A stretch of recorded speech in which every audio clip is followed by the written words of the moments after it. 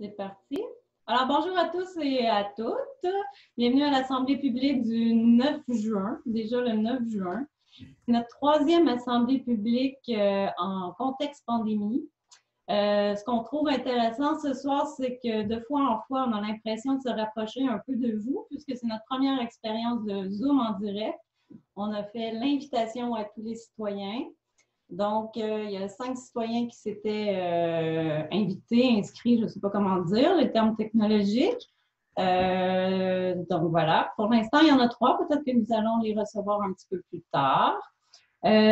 Aussi, vous verrez pendant l'Assemblée publique, la première résolution, on va adopter un réseau pour nous permettre, quand la santé publique nous le permettra, d'aller à l'Assemblée, faire l'Assemblée publique à la salle communautaire. C'est le seul endroit qu'on pense être capable de faire la distanciation sociale. Mais à l'heure actuelle, malgré beaucoup de recherches, on a la confirmation qu'on ne peut pas faire les assemblées publiques en personne. Donc, d'où l'Assemblée technologique dans laquelle nous sommes. Et cette assemblée sera aussi enregistrée et mise sur le site web pour tous les citoyens par la suite. Donc, nous allons procéder à l'ouverture de la séance comme la loi nous le prescrit. Donc, ouverture de la séance à 19h34. Si nous avons un proposeur, M. Garceau, un appuyeur, M. Barbeau. Ça va tout le monde? Ensuite, l'adoption de l'ordre du jour. Est-ce que vous avez des points à ajouter? C'est une assemblée, dans le contexte pandémie, c'est sûr qu'on y va au minimum. C'est des résolutions très administratives. Donc, est-ce qu'il y a un proposeur? Madame Lefort. Un appuyeur? Monsieur Sauvé. Approbation du procès-verbal de la séance ordinaire du 12 mai 2020. Est-ce que ça vous allait? Est-ce qu'il était conforme? Est-ce qu'il y a un proposeur? Madame Lafont lève la main, mais non. Madame Cardinal, ça c'est une habitude pour moi. J'ai des citoyens avec les élus. Donc, je pense que j'ai vu Madame Lefort aussi. Parfait. Ensuite, mot de la mairesse. Donc, je vais commencer par revenir par le message de la santé publique. Vous avez vu sûrement, sinon je vous le rappelle, que la direction de la santé publique de la Montérégie a fait une conférence de presse jeudi dernier parce que la situation dans Beauharnois-Salaberry est, selon la santé publique, préoccupante. C'est sûr que quand on regarde le nombre de cas à Sainte-Martine, c'est publié, vous les connaissez. Encore aujourd'hui, ça a été mise à jour et on n'a toujours que 31 cas. Mais ce qui inquiète la santé publique, c'est que depuis les 7 dernières journées, la dernière semaine en fait, le taux de propagation, le taux de transmission, pardon, a beaucoup augmenté. Ça veut dire que notre courbe, nous, dans Beauharnois-Salaberry, et en particulier à la ville de Beauharnois et à la municipalité de Sainte-Martine, a vraiment augmenté. Ça veut dire qu'on a un effet du déconfinement. C'est aussi parce que le type de transmission est préoccupante. On parle évidemment pas du tout de CHSLD parce qu'on n'en a pas dans notre milieu. On ne parle pas de résidence de personnes âgées. On parle vraiment d'une transmission qui est communautaire et qui est dans notre communauté. Il y a 3 types d'éclosions qui se sont passées dans les dernières journées. Dans les milieux de travail, des éclosions, dans les commerces, et tout ce qui était ce qu'on pourrait appeler générique du type barbecue, les rassemblements privés où on se passe le bol de chips peut-être et on souffle un gâteau d'anniversaire. Ce genre de rassemblement-là aussi a eu un impact dans Beauharnois-Salaberry. Donc, ce soir, c'est sûr que je vais commencer par vous rappeler que faut faire attention. C'est pas parce qu'on dit déconfinement que ça veut dire qu'on est revenu à la normale. Et je vais prendre le temps de revenir sur notamment les milieux de travail puis surtout les commerces. Donc, dans les milieux de travail, on rappelle à tout le monde que le 2 mètres à l'intérieur des bâtiments est obligatoire. Et si ce n'est pas possible, il faut porter le masque. c'est sûr que ça fait 13 semaines, 14 semaines même cette semaine qu'on est en confinement et en contexte de pandémie. Donc, on a envie de revoir nos collègues. Mais la santé publique nous rappelle que tant qu'on le peut, on devrait faire du télétravail. Donc, ça explique aussi pourquoi on n'est pas en assemblée publique régulière ce soir. Donc, il faut penser aux solutions hybrides. Si jamais on doit nécessairement rassembler une équipe de travail, faut limiter le nombre. Il faut aussi penser revenir au travail peut-être le mardi, telle équipe, le mardi, une autre équipe, faire des rotations. Et soyons créatifs, pourquoi pas faire des réunions à l'extérieur puisqu'il commence à faire beau. Pour les commerces, dans Boismort-Salaberry, il n'y a peut-être pas toujours les mesures nécessaires pour éviter la propagation. Donc, les lavages de mains ou la désinfection devraient être obligatoires avant de rentrer dans un commerce. Les lavages de mains, on rappelle que c'est minimum 20 secondes. Ça n'a rien de naturel, 20 secondes, c'est très, très long. Donc, ça se peut que ça crée des fils, mais c'est ce qui devrait être fait pour nous protéger. Limiter évidemment le nombre de clients. Et pensons aussi solutions hybrides, puisqu'on peut aussi faire préparer nos commandes. Donc, appeler notre commerçant local, demander à ce que la commande soit faite, puis aller la chercher. Ça évite de se promener dans les allées. Aussi et surtout, je vais vous parler du masque. Vous avez vu, aujourd'hui, on est sorti, le conseil municipal, avec les couvre-visages qu'on appelle, mais dans notre langage commun de citoyen, on appelle ça encore un masque. Donc, moi, je vais utiliser le mot masque. Donc, c'est ça, dans la majorité des commerces, c'est vraiment une minorité ceux qui portent le masque et c'est une majorité qui ne le porte pas. Et ceux qui portent le masque, ils sont stigmatisés, ils ne se sentent pas bien de le porter. Donc, ça donne moins le goût de ceux qui voudraient peut-être le porter, de passer à l'acte. Ce que j'ai envie de vous dire ce soir, c'est qu'on le sait, avec les mesures de distanciation et les mesures sanitaires, ça permet de sauver des vies, mais ça permet aussi, il ne faut pas dire surtout, mais c'est là-dessus que j'aimerais ça qu'on recommence à penser la chose. Ça permet aussi de sauver notre économie locale. Parce que quand on se protège, quand on porte le masque, on protège les autres, on protège les commerçants, on protège les employés, on protège toute leur famille. Vous savez, ce n'est pas un secret, certains commerces, dont un en particulier, qu'on sait tous parce que c'était dans les réseaux, a fermé pendant quelques heures les portes. Quand c'est des employés qui sont atteints, c'est des familles qui sont en quarantaine pendant plusieurs temps. Il y a un impact économique très grand chez ces commerçants-là. Aussi, une logistique et un stress important. Donc, porter le couvre-visage, c'est le message qu'on devrait faire percoler dans notre municipalité. C'est un geste de respect pour les familles et les employés, mais c'est aussi un geste militant pour favoriser notre économie locale, parce que si le déconfinement ne se passe pas bien, ça veut dire qu'on risque de se reconfiner, et ça, on veut éviter à tout prix. Donc, je vous appelle à la solidarité. Bien que tout le monde est conscient qu'on est... C'est pas dans nos habitudes, là. Il faut changer vraiment nos façons de penser, nos réflexes, mais tous ensemble, on peut y arriver. Je vais passer à l'autre point. Donc, dans le contexte du déconfinement, le gouvernement nous a donné l'autorisation d'ouvrir les modules de jeu. Ils seront ouverts dès ce vendredi. Et à la suite de l'annonce de la DSP concernant la hausse de propagation dont je viens de vous parler, il est vraiment primordial de respecter les recommandations suivantes. Donc, aucun rassemblement. Respecter la règle du 2 mètres. Il est aussi recommandé, si on se rapproche de plusieurs parents autour d'un module de jeu, de porter le couvre-visage, sinon on reste à 2 mètres.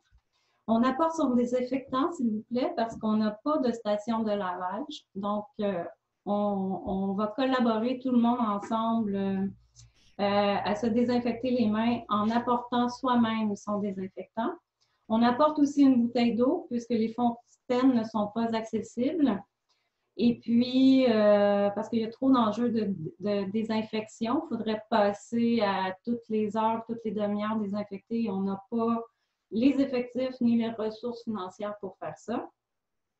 Et on reste évidemment à la maison si jamais on a des symptômes de la COVID. Évidemment, on s'engage, nous, la municipalité, à désinfecter régulièrement les modules de jeu. On fera, mais on peut pas, dans le même contexte que les abreuvoirs, passer à toutes les heures. Donc, faut travailler tout le monde ensemble. Concernant l'ouverture de la piscine municipale, on n'a pas encore déterminé si nous allions l'ouvrir ou non. On aimerait ça, évidemment, mais il faut être capable de respecter les normes. Et il y a encore certains éléments qui n'ont pas été publiés par la santé publique, donc on ne peut pas, à ce moment-ci, vous annoncer que la piscine va ouvrir. Par contre, vendredi dernier, on a été très heureux d'être capable d'annoncer l'ouverture des camps de jour. Et c'est toute l'équipe municipale qui est très motivée à offrir un camp de jour intéressant et plaisant aux jeunes enfants, mais aussi sécuritaire. Je pense qu'on va y arriver. Aussi, vous trouverez très bientôt dans nos commerces de Sainte-Martine un nouvel affichage pour signaler la distanciation physique à respecter entre les clients. Ces indications au sol vous guideront en plus de promouvoir l'achat local. Donc, vous pourrez reconnaître les sacs d'achat dérivés du logo de la municipalité avec le slogan « Vivre ici, c'est acheter local ». Et évidemment, nous espérons aider les commerçants à établir des mesures de distanciation en offrant gratuitement ce matériel-là. Et en plus, ça permet de promouvoir l'achat local. Je vais terminer avec l'annonce le rappel en fait de 2 activités sur notre territoire dans les prochains jours. Demain, il y aura la collecte de sang à l'Arena. Donc, c'est inhabituel. Habituellement, c'est à la caserne, donc à l'Arena. Il faut absolument prendre un rendez-vous, mais vous pouvez toujours le faire demain matin en appelant au 1-888-666-43-62. Et évidemment, ça va être sur le site web. Et ensuite, un atelier de création de personnages de BD est également prévu au calendrier ce samedi, 13 juin, pour souligner le lancement virtuel du club de lecture TD. Les jeunes, les moins jeunes et tout le monde vont pouvoir assister à cette activité-là sur le groupe Facebook « Je m'active à Sainte-Martine à 10h ». Et tout ce que vous avez besoin, c'est 3 feuilles blanches, un crayon à mine et une efface et un peu d'imagination. Donc voilà. Ça va être maintenant notre tour aux citoyens de parler. Pour la période de questions, nous avons invité les citoyennes et les citoyens à poser leurs questions avant la séance ou on invite aussi les citoyens à assister à la séance. Donc, vous pouvez voir qu'on a quelques invités. Donc, la séance comprendra 2 périodes de questions, l'une au début présentement et l'autre à la fin. Les questions reçues par courriel seront lues en premier. Ensuite, les citoyennes et citoyens présents seront invités à ouvrir leur micro et poser leurs questions. Chaque intervenant, donc, comme à l'habitude, bénéficie d'une période maximale de 5 minutes pour poser une question et sous-question, après quoi la mairesse peut mettre fin à cette intervention. Les périodes de questions sont d'une durée maximale de 30 minutes à chaque séance. Le membre du conseil à qui une question a été adressée n'est pas obligé d'y répondre immédiatement. Il peut y répondre à une séance subséquente ou écrite. Donc, je vais débuter avec la première question que nous avons reçue par courriel de la part de M. François Candeau. M. Candeau voulait s'informer concernant le règlement d'emprunt numéro 2020-365. Donc, dans le cadre des discussions entre les 2 conseils municipaux concernant le projet de fusion entre les municipalités de Saint-Paul-de-Châteauguay et de Sainte-Martine, les élus de Saint-Paul-de-Châteauguay avaient fait part de leur inquiétude en ce qui a trait à l'entretien futur des rangs, le remplacement des couches d'usure, entre autres. Étant donné les protocoles, bien que les élus des 2 conseils avaient été d'accord pour préserver l'intégrité et l'excellente condition des infrastructures routières de Saint-Paul, il avait été impossible d'inclure un plan d'entretien dans l'entente de fusion. Cependant, suite à la fusion, le nouveau conseil de Sainte-Martine avait fait une étude par une firme spécialisée sur l'entretien des rues, rangs et routes de la nouvelle municipalité. En se basant sur les conclusions de l'étude, le conseil avait élaboré un plan de remplacement des couches d'usure des rues, routes et rangs.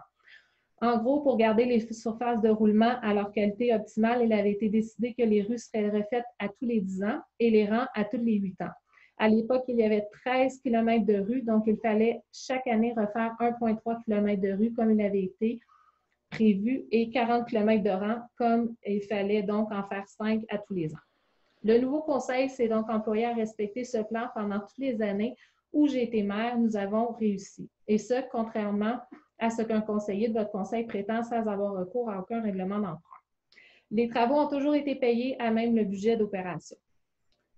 Si je comprends bien, la nouvelle politique municipale, le paiement du remplacement des couches d'usure des rangs se fera dorénavant à l'aide de règlements d'emprunt.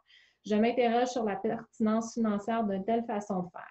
Pour les travaux de cette année qui représentent moins de 3 km, vous contracterez un emprunt de 376 400 $ pour une période de 10 ans, au taux de 3,3 % l'an. Cela représente un déboursé d'environ 46 000 l'an. Si on prend pour hypothèse que pour les années futures, la même politique sera maintenue, il faut donc plus de 13 ans pour les surfaces de roulement de tous les rangs soient refaites. On peut donc penser que le rang roi ne sera pas refait avant 2034. Gardons toujours cette même hypothèse et conservant les chiffres de 2020, après 10 ans, la dette de la municipalité juste pour l'asphaltage serait de 3 776 000. En 2013, les frais de capital et d'intérêt seraient de 460 000 et le montant total déboursé pour faire 30 km serait de 2 530 000, soit 84 333 le kilomètre, et ce, justement pour le financement, en ajoutant les prix des travaux de 125 466 en 2020, on arrive à 210 000 $ le kilomètre. La question est donc de savoir si vous comptez dorénavant avoir recours à des règlements d'emprunt pour faire les travaux d'entretien des chemins municipaux. Donc, Madame la mairesse, je vous laisse répondre à la question. En fait, oui, je vais passer la parole assez rapidement à notre directrice générale, puisque c'est des discussions qu'on a eues évidemment au conseil. Et nous avons suivi les recommandations de notre directrice générale, qui est comptable et beaucoup d'expérience dans le monde municipal, 30 ans dans le monde municipal. Donc, nous avons suivi sa recommandation. Nous avons aussi suivi la recommandation de nos vérificateurs comptables, puisque si on fait payer une infrastructure, c'est minimalement d'asphaltage, c'est minimalement 10 ans. Si on fait payer la même année les travaux aux citoyens d'aujourd'hui pour un bénéfice qui est pour 10 ans, qui est un ouvrage d'infrastructure qui va durer 10 ans, c'est contre l'esprit des vérificateurs comptables. Vous allez voir aussi ce que ça a un impact sur les taxes municipales. Et voilà, tout c'est ce que je dirais. Je passerai la parole à Mme Hamelin, notre directrice générale. Bonsoir. J'ai préparé un petit texte. Donc, pour répondre à la question pour les règlements d'emprunt, il est fortement recommandé d'avoir recours au mode de financement par règlement d'emprunt pour la réfection des chemins municipaux à l'avenir. Plusieurs facteurs appuient cette recommandation. Il faut comprendre qu'un règlement d'emprunt n'est pas une dette, mais plutôt un mode de financement pour des investissements à long terme. Une dette équilibrée qui tient compte de la capacité de payer de la population est une nécessité pour faire face à l'avenir. Il faut voir les dépenses budgétaires dans leur ensemble. En effet, au cours des prochaines années, la municipalité de Sainte-Martine aura à faire face à plusieurs dépenses importantes, que ce soit pour la mise à niveau de l'usine d'eau, de la mise aux normes des postes de pompage et même des dépenses pour les matières résiduelles. Il faut aussi prendre en considération l'augmentation des coûts qui ne cessent de s'accroître. Nous pensons aux coûts de pavage, de l'essence, des produits chimiques. Toutes ces augmentations ne suivent malheureusement pas le taux d'inflation. Tous ces éléments demandent une planification de la gestion financière à plus long terme. Dans le cas du règlement d'emprunt de 376 400 sur 10 ans, pour le pavage des routes rurales, voici l'impact prévu pour la taxation en payant via les dépenses courantes et en remboursant l'annuité du règlement. Sans emprunt, l'impact sur la taxation serait de 0,04889 sous du 100 $ d'évaluation. Donc, pour la maison moyenne de 276 743, le montant serait donc de 135,24. Par contre, l'annuité du règlement d'emprunt serait de 0,00584 sous au 100 $ d'évaluation. Donc, pour la maison moyenne, le montant serait de 16,17 $. Comme à court et moyen terme, la municipalité aura à faire face à plusieurs dépenses importantes. Le financement par règlement d'emprunt est donc la méthode d'investissement recommandée.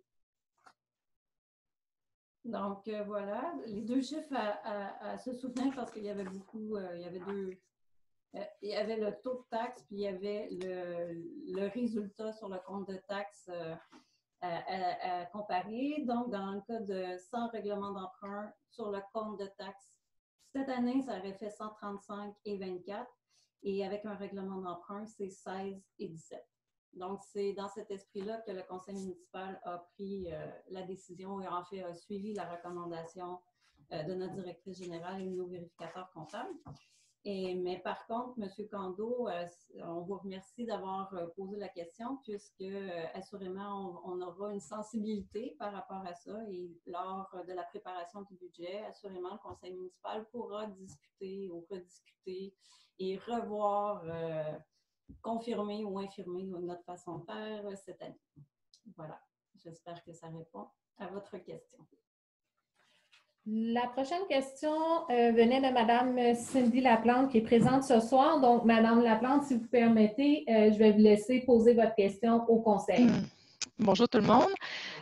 Comme vous avez pu le constater peut-être avec le gouvernement, ils ont annoncé qu'on pouvait reprendre les activités, ce qui est du baseball mineur.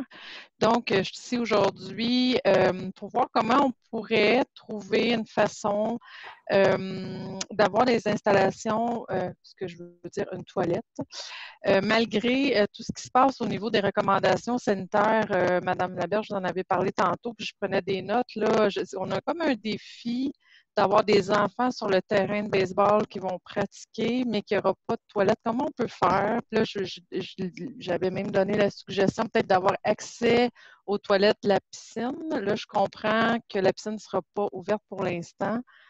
Dans le fond, je suis là juste pour... J'ai une question un petit peu légère, là, mais comment on peut faire pour installer une toilette? Comment on pourrait s'arranger?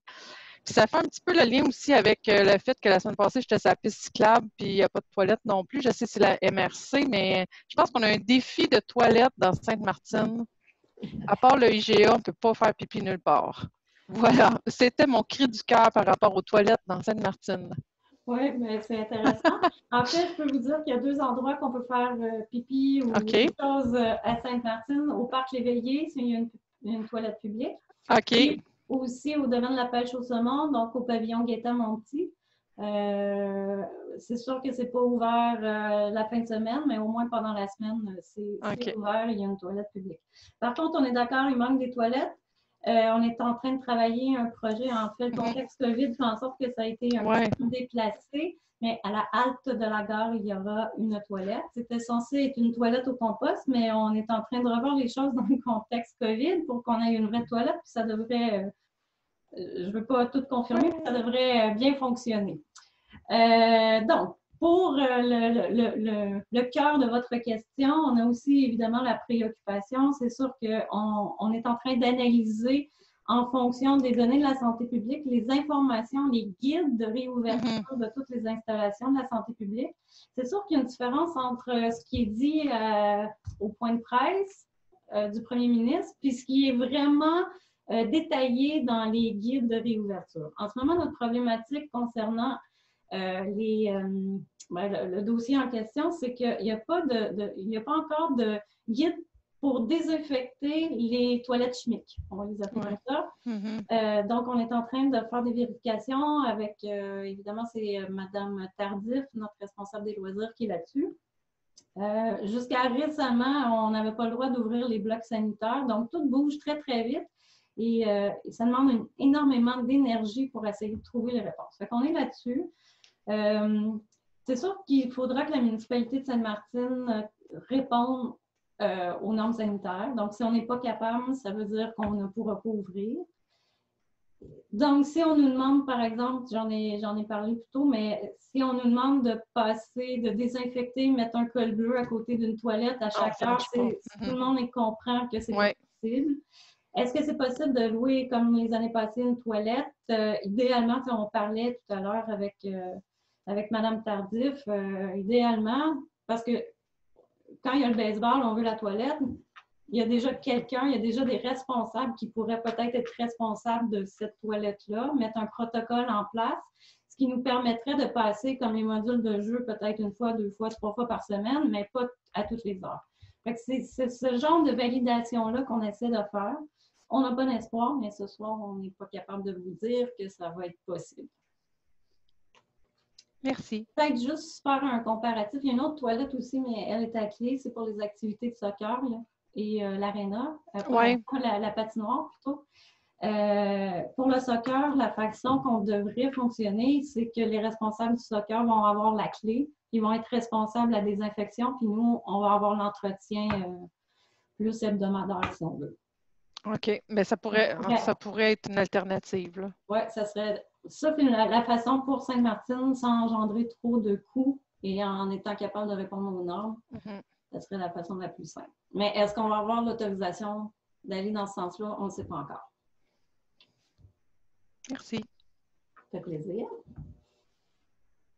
Est-ce que vous avez d'autres questions? Madame Lafont. Vous êtes sur mute. M'entendez-vous? Oui, c'est parfait. Bon, parfait. Je voudrais savoir, est-ce qu'il y aurait une genre d'hémorragie de vandalisme à Sainte-Martine? Ah, vous me l'annoncez. J'en ai pas entendu parler. Parce que j'ai été victime de vandalisme sur ma maison, pas plus tard qu'hier soir, entre 21h et 21h30. Des œufs ont été lancés sur la devanture de ma maison. Okay. Et je suis sûre de l'heure parce que j'étais dans la pièce où je suis présentement, là, qui est un semi-bureau parce que là, on est en train de faire du ménage. Et j'étais avec mon conjoint dans le bureau. Et puis, à un moment donné, j'ai comme quitté le bureau, puis mon conjoint, il a comme semi-entendu des voix, puis là, il a entendu un bruit dans la fenêtre. Puis là, il a regardé, puis il n'a pas osé sortir parce qu'il avait peur. Puis à un moment donné, il me dit, il a ouvert la fenêtre, il y avait des essuie-tout, en tout cas, il a regardé, puis il est venu me voir, puis il dit, Ginette, il dit, c'est quoi ça d'après toi? Ben, je sais pas, puis il trouvait que c'était jaunâtre. Fait qu'on est sortis, puis à notre grande surprise, on a vu que c'était des œufs qui avaient été lancés sur la maison. Puis j'ai regardé l'heure. L'idée m'est venue de prendre note l'heure. En tout cas, c'est arrivé. Je vous dis, quand j'ai regardé l'heure, il était, mettons, 21h25. C'est pour ça que je vous dis que c'était avant 21h, 21h30. Mettons qu'ils n'ont pas été que le dos de la cuillère. On a été chanceux parce que j'ai 2 voitures qui étaient dans l'entrée. Les voitures n'ont pas été touchées. Mais il reste que la devanture, elle m'a pris pour son rhume un peu, là, les fenêtres. En tout cas, c'est pour ça que je vous pose la question, est-ce qu'il y a du vandalisme à Sainte-Martine de ce temps-là? Là, parce que je ne comprends pas. Puis là, ironiquement, ça fait la 2e fois que ça m'arrive, mais c'est arrivé il y a très longtemps, là, du temps que ma fille faisait du patin, parce qu'on avait réussi à faire un spectacle malgré les problèmes du club de patin à l'époque. Puis on avait réussi à faire un spectacle, puis il faut croire qu'il y avait des jeunes qui n'étaient pas contents ou des gens qui n'étaient pas contents, puis ils ont manifesté leur mécontentement dans la nuit, comme quoi que malgré le fait qu'on avait réussi à faire un spectacle, là, malgré les devoirs du club, en tout cas, c'est toute une histoire, là. Mais là aussi, on y avait goûté. Puis là, hier, mais là, je ne sais pas, je ne peux pas voir c'est qui, je ne peux pas voir c'est quoi. C'est pour ça que je vous pose la question, là. C'est la première plainte que j'entends. Des fois, le vandalisme, c'est comme par vague parce que c'est les mêmes individus qui, pour des raisons obscures, décident de se désennuyer en faisant des choses comme ça sur les propriétés des autres, que ce soit municipales ou autres. D'habitude, ce qu'on répond, c'est qu'il faut aviser les policiers parce qu'ils vont se mettre en mode patrouille dans certains quartiers. Ils vont faire des liens aussi. Si les gens n'appellent pas, il n'y a pas de plainte enregistrée. Donc, ça serait peut-être le premier élément. De mon côté, je peux aller vérifier avec notre parrain de la SQ, M. Voyer. c'est plus agent Voyer, non? Monsieur Voyer, on pourrait l'appeler pour vérifier s'il se passe des choses de ce genre ou c'est une exception. Espérons que c'est une exception. Non. Il aurait pu aller ailleurs que chez nous.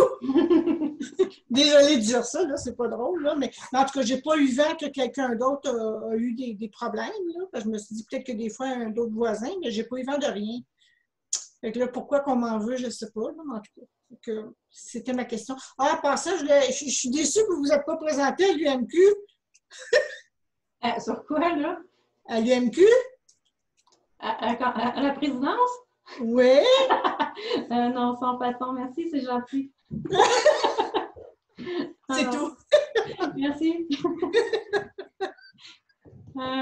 Y a-t-il d'autres questions? Monsieur Ouellet. Bonjour. Bonjour. Le 21 mai, le ministre Fitzgibbon faisait une belle annonce pour mon sujet favori, l'Internet haute vitesse. Et puis là, il m'a causé des palpitations. Sauf que suite à ça, j'ai parlé avec la députée Claire Isabelle pour savoir si on pourrait être inclus dans cette annonce-là, parce qu'apparemment, il y avait beaucoup de municipalités ou de parties de municipalités de la Montérégie qui seraient inclus. Par contre, après ça, j'ai suivi un Facebook Live qui était fait par nos voisins à ce sujet-là. Puis je voyais les gens étaient tous enthousiastes, au préfet de comté, au DMRC, maire, député, ministre. Tout le monde se tapait dans le dos pour les grands efforts que tout le monde a mis pour finalement avoir l'Internet à haute vitesse. Là, ça me grattait un petit peu la tête à savoir qu'est-ce que ça veut dire, ça, les efforts qu'eux ont mis pour recevoir l'Internet à haute vitesse, puis quels sont les efforts que nous autres, on n'a pas mis, peut-être pour ne pas l'avoir. J'ai difficulté à comprendre qu'est-ce qui se passait. Fait qu'aujourd'hui, j'ai parlé avec Pierre Brodeur de Targo. Puis lui, il est impliqué dans la fibre optique, en tout cas à haut niveau. Puis il m'expliquait que non, le rang Touchette ne serait pas couvert dans cette annonce-là. Par contre, il me disait qu'il semblait qu'une partie de la rivière des Fèves puis du rang Saint-Joseph serait couvert. En tous les cas, en ce qui me concerne pour le rang Touchette, c'était pas couvert. Ça fait que là, il me disait qu'ils ont fait une soumission le 1er juin au CRTC. Et puis là, à ce moment-là, c'était comme tout inclusif. Sainte-Martine au complet serait couvert et tout le territoire de Targo, dans le fond. Mais là, il me semble qu'on voit passer le bateau ou le train à plusieurs reprises puis il n'arrête pas chez nous. Fait que moi, ma demande, c'est est-ce qu'on peut s'assurer de faire un suivi serré à tous les niveaux, au municipal, à la MRC, au provincial, au fédéral et avec Targo, pour être sûr qu'on ne passe pas, on ne tombe pas entre deux chaises encore pour la prochaine fois. On l'espère. Demain, au Conseil des maires, nous, on a demandé une analyse des différents programmes et des différentes annonces. Moi, j'avais l'impression que Sainte-Martine n'était pas, et ni la MRC Bois-Moi-Salaberry n'était pas dans les annonces. Finalement, là, vous me parlez de la rivière des Fèves et Saint-Joseph. On va aller vérifier ça. Demain, au conseil des... en fait, c'est pas un conseil, là, mais c'est une rencontre de travail. On a demandé de nous faire l'analyse de l'annonce, du programme, puis des deux autres programmes, parce qu'il y a deux autres programmes qui s'en viennent jusqu'à l'automne, puis voir justement comment on fait pour ne pas manquer le bateau. Je sais que dans le Haut-Saint-Laurent, ils avaient déboursé pour faire une analyse, je pense que c'était 21 000 de mémoire, pour aller documenter ce qu'on appelle les bouts de rang, là, les rangs qui ne sont pas rentables. Si c'était rentable, les compagnies privées iraient, là, c'est pas rentable, donc il faut qu'on voit ça autrement. Nous, on avait travaillé à la MRC en appuyant Cargo, ce qui avait donné suite à l'annonce qui date déjà de 3 ans. Non, mais la première annonce de Targo, c'était 3 ans qui amenait la fibre optique jusqu'à Sainte-Martine. Dans les faits, ces travaux-là, ils n'ont pas été encore complétés à ma connaissance. Et là, récemment, on avait fait l'appui à Targo pour, je pense bien pour le CRTC, mais aussi une autre compagnie qu'il faut que là, j'oublie. Fait qu'on avait appuyé la demande de deux télécommunicateurs, je ne sais pas si c'est ce qu'on dit. Les fournisseurs. Les fournisseurs pour qu'ils déploient dans Bourg-Saint-Léger. Fait que là, je ne peux pas vous dire pourquoi ça n'a pas marché, mais on sait qu'il faut qu'on se repositionne. Il faut voir aussi, ce qui nous joue toujours des tours, c'est la fameuse carte de polygone, parce que nous, à Sainte-Martine, il y en a de l'Internet haute vitesse, même dans les bouts-de-rang, sauf que c'est pas Vidéotron, c'est pas Bell, puis c'est pas Targo, c'est du cellulaire, entre autres, mais qui coûte très cher. Fait qu'étant donné que c'est quand même disponible, on ne nous considère pas comme étant prioritaire, puisque les citoyens peuvent avoir accès à Internet haute vitesse. Voilà. Puis on sait aussi qu'il y a une tendance avec les derniers programmes de parler de programmes MRC. C'est plus tant les municipalités, mais les MRC. Puis on semble vouloir mettre ça dans la cour des MRC. Fait que là, c'est sûr, j'ai parlé encore la semaine passée à notre voisin Régent Beaulieu, qui lui aussi voit la même affaire, pourquoi on n'est pas dedans, puis comment on fait pour positionner la MRC. Fait que, je vous rassure, sur les préoccupations, on a les mêmes. Sur les actions à poser, on ne sait pas. Au moment où on se parle, moi, j'ai juste des questions et je n'ai pas encore les réponses. Est-ce que demain, on va avoir un petit peu plus clair? Est-ce qu'il va falloir qu'on fasse des études? Est-ce qu'il va falloir qu'on finance? Est-ce que je ne sais pas encore. OK. Donc, essentiellement, ça demeure un dossier prioritaire pour vous. C'est ce que je veux entendre. Ça serait peut-être préférable si on avait un ministre dans notre comté. Peut-être que ça aurait été plus facile, mais en tous les cas, it is what it is. Je vous remercie pour ça, puis je vous remercie de nous tenir informés dans ce dossier prioritaire-là. Bien, on prend note que ce serait important qu'on, dans le mot de la mairesse, on fasse des mises à niveau des informations et des actions qu'on va poser sur ce dossier-là.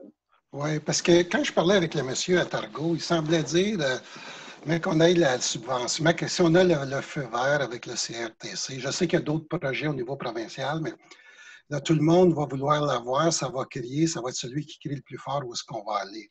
Ça, s'il faut crier fort, on peut crier fort, mais il doit y avoir un processus plus clair pour se faire entendre de ce côté-là. Il semblerait que c'est le fournisseur qui détermine où ce qu'il va. Je ne sais pas qui lui donne les marches à suivre pour où aller en premier, etc. Il semble qu'on ne s'éparpille pas de façon stratégique, mais on déploie ça comme un puzzle, mais un petit peu partout au Québec, au lieu de pousser ça. Puis on se retrouve avec des petites poches où est-ce qu'il n'y a pas de service. C'est sûr que là, avec la pandémie en plus, avec tout ce qui est requis pour le télétravail, l'université à distance, etc., ça devient abominable. Puis juste un commentaire, oui, vous avez raison, j'ai dû doubler mon forfait, le coût de forfait de cellulaire pour réussir à avoir un peu de vitesse, mais même avec ça, cette vitesse-là ne rencontre absolument plus ce qui est défini comme haut débit ou haute vitesse comme Internet. Là. Ça fait qu'on ça fonctionne un peu plus vite, mais on n'est pas dans la zone haute vitesse. Là. On est quand même toujours à la remorque. Oui. C'est un petit peu plus rapide, mais c'est pas, encore une fois, ça ne rencontre pas ce qui est haute vitesse avec le CRTC. Oui. Ben, okay. on s'en reparle. Je vais juste excuser ma directrice générale, il y a un enjeu dans sa famille, donc elle s'est permis de prendre les appels. OK. Excusez-la. Ah, pas de problème. Donc, je vous remercie pour l'écoute et puis pour le suivi. Parfait. Merci. OK. Bonsoir. Bonsoir, à bientôt. Est-ce qu'il y a d'autres questions? Je vous rappelle qu'une deuxième période de questions, c'est est-ce que j'ai vu une main, Mme Laplante? Oui. Est-ce que je peux me permettre, si je veux juste donner la parole à tout le monde? Je sais que Mme Parent est là, elle n'a pas parlé. Je ne sais pas si elle veut poser une question. En tout cas. Jason arrosage. J'ai une question, je sais que vous n'allez pas nécessairement avoir de réponse aujourd'hui, mais c'est plus une réflexion en fait que j'ai. C'est que je sais qu'on a toujours eu, et puis ça fait 40 ans que j'habite à Sainte-Martine, fait que c'est pas d'aujourd'hui que l'eau, c'est une ressource précieuse pour notre municipalité, puis surtout les citoyens. Puis, est-ce qu'on pourrait éventuellement penser à interdire les gicleurs et leur installation et utilisation? Les périodes chaudes vont s'en venir. Il y a de mes voisins qui arrosent constamment, qui ont vraiment, vraiment des beaux gazons. Puis moi, quand je vais arriver pour prendre ma douche, tantôt, j'espère tout le temps avoir encore de l'eau. Je sais qu'il n'y a peut-être pas de lien, mais j'ai vu passer de vos messages d'interdiction d'eau, d'arroser, tout ça. Mais c'est pas respecté dans Sainte-Martine. Puis je comprends qu'il y en a qui aiment ça avoir des gazons verts, mais pour moi, c'est ma dernière priorité dans la vie. J'aime beaucoup mieux me laver. Fait que je ne sais pas qu'est-ce qu'on pourrait faire. C'est comme je lance un débat, je ne veux pas nécessairement de réponse aujourd'hui, mais comment on peut faire pour sensibiliser, puis peut-être pas commencer à donner des étiquettes, mais on peut-tu penser à quelque chose? Parce que c'est un petit peu frustrant. Ça m'a fait tellement du bien, mais Mme Laberge, je vais vous dire ça. Mais c'est un bon commentaire, Mme Laplante. Je me rappelle pas de la réglementation. Peut-être Mélanie, c'est quoi? Actuellement, en fait, l'année dernière, ou ça fait déjà 2 ans, je me souviens plus, on avait vraiment restreint l'arrosage de gazon, gicleurs et tout ça, arroseur automatique puis à rotation. C'était, là, dans le fond, ça allait avec les adresses, fait que le lundi, les paires, le mardi, puis c'était comme ça pendant 7 jours. Là, ce qu'on a fait avec le nouveau règlement, c'est qu'on autorise seulement 2 jours, le mercredi et le jeudi. Donc, mettons les adresses paires le mercredi. Fait que c'est déjà vraiment très, très, très restreint. Mais je suis totalement d'accord qu'en mettant seulement 2 jours comme ça, c'est que ça devrait permettre à notre inspecteur municipal de se promener sur le territoire et d'intervenir très, très facilement. Donc, il reste les 5 autres journées de la semaine qu'on n'a pas le droit d'arroser, que oui, il pourrait remettre des avertissements et tout ça. Parce qu'on peut même, sans les voir sur le fait, là, quand on va arriver dans 3 semaines, là, quand ça va faire 2 semaines qu'il ne mouillera pas, on va voir la différence entre mon gazon, mettons, et celui de, on pourrait nommer des adresses. De votre voisine en face, mettons? Mais elle est tellement sympathique, jamais je la stoulerais. Mais il y a des... C'est ça. C'est juste fâchant. C'est tout. Notre inspecteur municipal, peut-être dans les dernières semaines, étant donné qu'il n'y avait pas de directeur à l'urbanisme, en fait responsable de l'urbanisme, il faisait comme 2 jobs, il était peut-être moins sur le terrain, mais l'année passée, il y avait vraiment un calendrier secret qui ne disait pas, mais il s'assurait de faire une ronde à Sainte-Martine aussi la fin de semaine. Donc, ça a été demandé de redéployer, étant donné que le responsable à l'urbanisme est rentré lundi passé. Les choses vont se replacer un peu. Mais pour l'idée d'interdire les gicleurs, est-ce que vous vous souvenez si on a quelque chose là-dessus ou pas? Les gicleurs ne sont pas interdits. Non, il n'y a pas de permis, il n'y a pas une taxe gicleur, hein? Non. C'est peut-être le genre d'élément qu'on pourrait effectivement... C'est une piste qui pourrait, oui, c'est ça. Ouais. Ça pourrait être une piste. Parce que des fois, ça ne paraît pas, tu sais. Mais ce genre de discussion, c'est assez récurrent, là, au moins. À chaque année, on revient à quel genre de communication on peut faire pour sensibiliser les gens, quel genre de coercition on peut faire pour améliorer aussi les choses. Voilà. On va aussi, c'est notre priorité à Aqueduc dans les prochaines... En fait, c'est une préoccupation depuis toujours, mais là, on déploie vraiment les prochains travaux. L'appel d'offres va partir pour les services professionnels pour améliorer, pour préparer les travaux à l'aqueduc, puis augmenter aussi notre réservoir pour éviter, nonobstant les gestes qu'on pourrait éviter de faire, là, mais éviter les baisses de pression. Donc, le contrat a été donné aujourd'hui. Le contrat a été donné aujourd'hui, c'est une annonce devant tous, nous l'apprenons. Donc, c'est ça. On est dans un calendrier de travail qu'on espère toujours plus rapide, mais on avance vers ça. Puis d'ici, je ne sais pas, je ne veux pas être trop optimiste, mais l'année prochaine ou d'ici 2 ans, les travaux devraient être terminés, puis on devrait avoir une bonne différence. Merci. Ça fait plaisir. Donc, est-ce que c'est tout pour la première période de questions?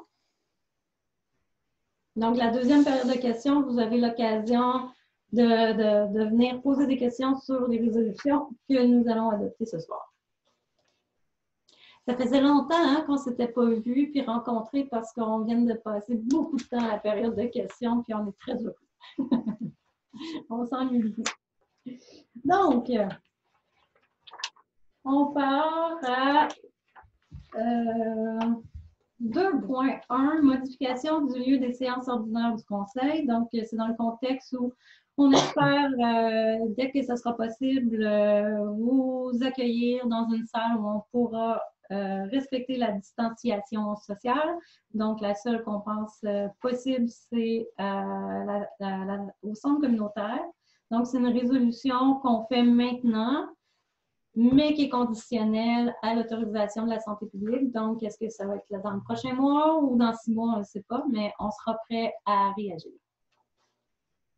Donc, il est proposé par, appuyé par et résolu à l'unanimité des membres présents de tenir les séances ordinaires du Conseil pour l'année 2020 au Centre communautaire Saint-Jean-Baptiste et Desjardins, situé au 13 rue Ronaldo-Bélanger à Sainte-Martine, et ce, comme vous venez de le dire, Madame la mairesse, dès que la santé publique émettra une autorisation à cet effet, et d'autoriser la direction générale à procéder aux achats et contrats requis pour transformer temporairement et de façon non permanente le centre communautaire selon les besoins de la municipalité. Donc, on a mis l'année 2020 parce qu'on sait qu'en décembre, on doit adopter une résolution pour le calendrier, puis c'est là qu'on va fixer le lieu pour 2021. Donc, à ce moment-là, on pourra, si jamais on est encore dans le contexte de pandémie, continuer à fixer les assemblées publiques au centre communautaire. Donc, est-ce qu'il y a un proposeur? Madame Lefort, appuyée par Madame Cardinal. Est-ce que ça va à tout le monde? Parfait. Contribution financière à la Maison des jeunes de Sainte-Martine-Lantrac, 200 $. Le 200 $ permet de prendre l'abonnement pour Zoom pour les aider à faire leurs activités en ligne. Donc, il est proposé par, appuyé par et résolu à l'unanimité des membres présents que la municipalité de Sainte-Martine octroie une contribution financière de 200 000 $ à l'organisme tel que décrit précédemment. 200 $, excusez-moi. C'est tout un lapsus, je suis désolée. 200 $ à l'organisme de la Maison des jeunes de Sainte-Martine. Il m'aurait aimé ce soir. Et que cette dépense soit imputée au poste budgétaire, donc tel que décrit. Et la directrice générale confirme que le crédit est suffisant pour un montant de 200 $. Bonne situation financière à Sainte-Martine. Est-ce qu'il y a un proposeur? Madame Lefort, est-ce qu'il y a un appuyeur? Monsieur Garceau, vous êtes dans le noir, peut-être que vous aviez vu. Levez la main avant, mais je ne vous l'avais point vu. Contribution gouvernementale dans le cadre du programme de la taxe sur l'essence et la contribution du Québec. Donc, la TEC, communément appelée. Il est proposé par, appuyé par et résolu à l'unanimité des membres présents que la municipalité s'engage à respecter les modalités du guide qui s'applique à elle concernant la TEC, que la municipalité s'engage à être seule responsable et à dégager le Canada et le Québec et tous les autres ministères et hauts fonctionnaires de toute responsabilité quant à la TEC, que la municipalité approuve le contenu et autorise l'envoi au ministère des Affaires municipales et de l'Habitation de la programmation des travaux qui sera présenté et tout autre document exigé par le ministère, toujours concernant le programme de la TEC, que la municipalité s'engage à réaliser le seuil minimal d'immobilisation en infrastructure municipale fixé à 28 $ par habitant par année, soit un total de 140 $ par habitant pour l'ensemble des 5 années du programme, que la municipalité s'engage à informer le ministère des Affaires municipales et de l'Habitation de toute modification qui sera apportée à la programmation de travaux approuvée par la présente résolution et que la municipalité atteste par la présente résolution que la programmation des travaux comporte des coûts réalisés véridiques. Donc, c'est notamment avec la TEC qu'on va financer tous les travaux d'aqueduc.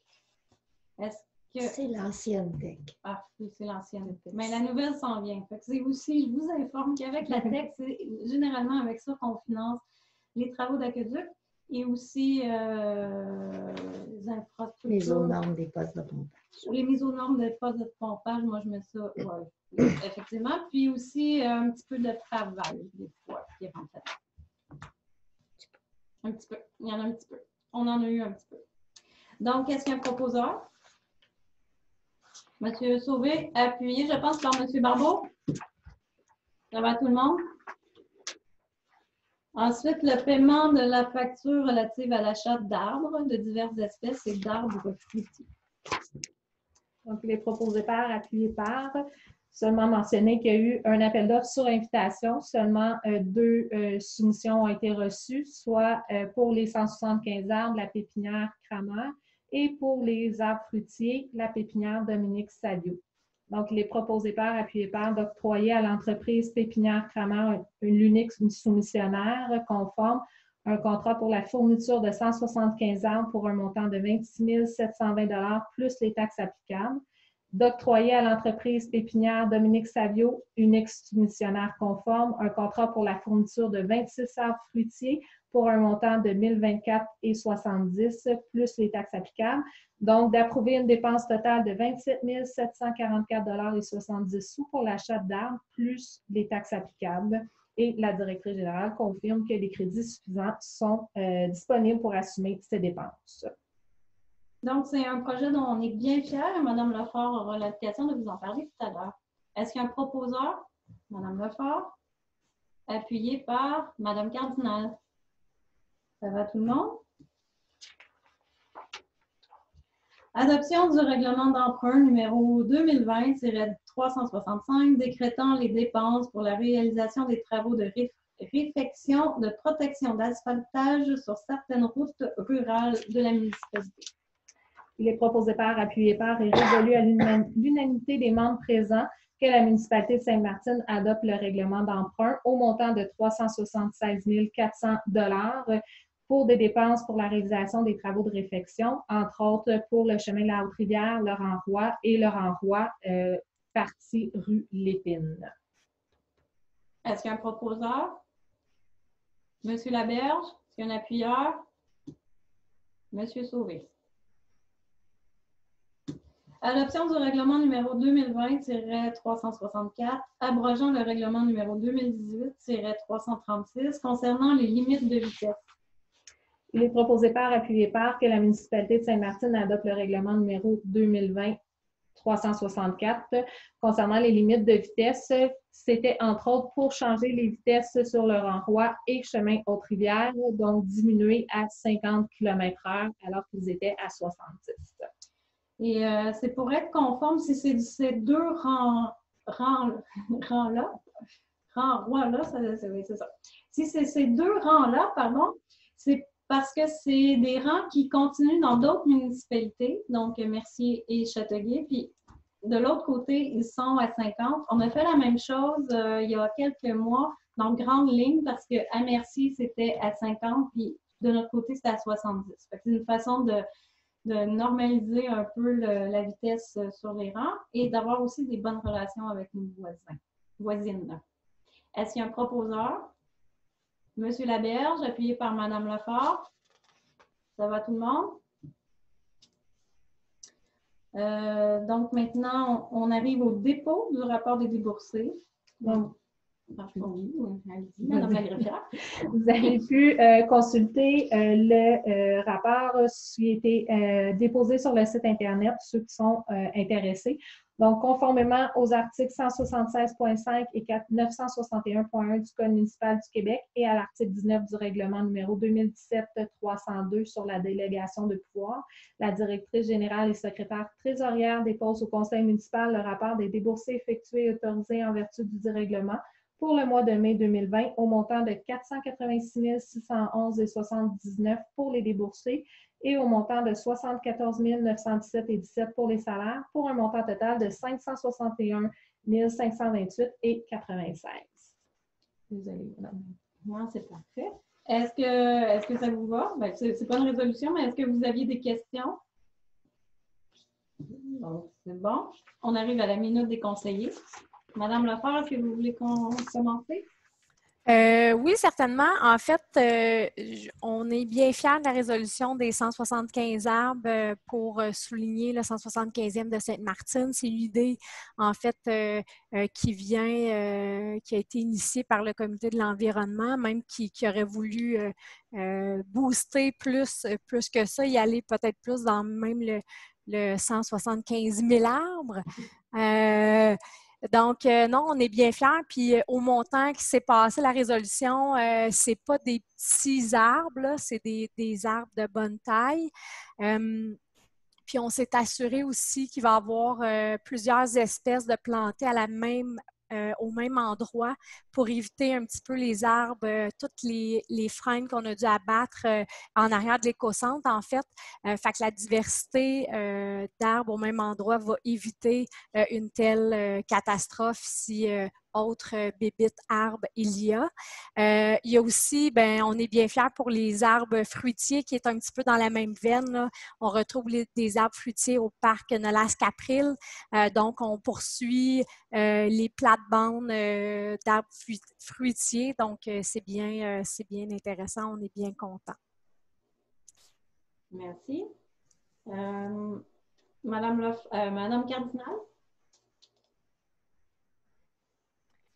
Oui, pour faire un peu de pouce sur la mesure pour encourager l'achat local tout en demeurant respectueux des mesures de distanciation, je rappelle qu'il y a un répertoire qui a été mis en place par la MRC de Beauharnois-Salaberry, qui est le je vais aller le chercher tantôt, achatlocalbhs.com, où vous pouvez vous rappeler ou connaître davantage les commerces où vous pouvez faire vos achats.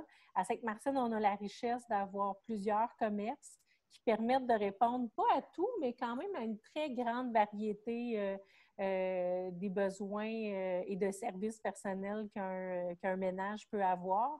Alors, j'encourage tout le monde, particulièrement en cette période-ci, de faire ces achats-là.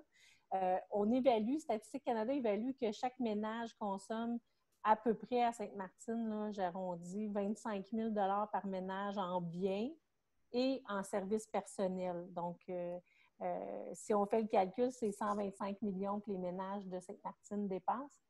Travaillons à ce que la plus grande part possible puisse se consommer chez nous. Puis, j'élargirais même ça à nos entreprises industrielles qui produisent des aliments qui se retrouvent dans nos paniers d'épicerie. Donc, je trouve que ça peut aller jusque-là, l'achat local. Merci. Monsieur Laberge?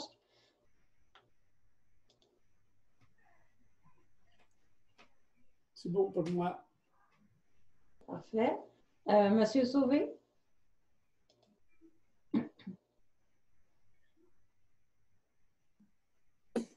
Je n'ai pas rien de spécial. Parfait. Monsieur Barbeau? Rien de spécial pour moi, mais prenez soin de vous. Puis si vous n'avez pas besoin de sortir, restez à la maison et profitez justement des livraisons à domicile, de ces choses-là, de nos beaux commerces de Sainte-Martine. Tout. Merci. Monsieur Garceau? Oui, écoutez, c'est Action Famille. C'est pour dire qu'il y a une bonne nouvelle. Ils ont mis leur boutique en ligne, leur friperie en ligne pour les 0-12 ans. Fait que vous avez juste à suivre les liens sur leur page Facebook, leur page web. Fait que c'est une bonne nouvelle. Je pense que c'est fermé depuis le début de la pandémie. Fait qu'ils ont des belles articles pour les 0-12 ans. Fait que c'est ça. Merci bon. Prenez soin de vous. Merci beaucoup. Donc, on arrive à la deuxième période de questions. Chers citoyens, avez-vous des questions? Alors, nous allons lever la séance. Il y a un proposeur. Monsieur Garceau, appuyé de Monsieur Barbeau. Merci beaucoup. On a hâte de vous revoir. Puis, dans l'intervalle, même si on n'est pas en assemblée publique, on prend toujours vos questions, vos commentaires. Vous pouvez nous écrire, ça nous fait toujours plaisir. À bientôt!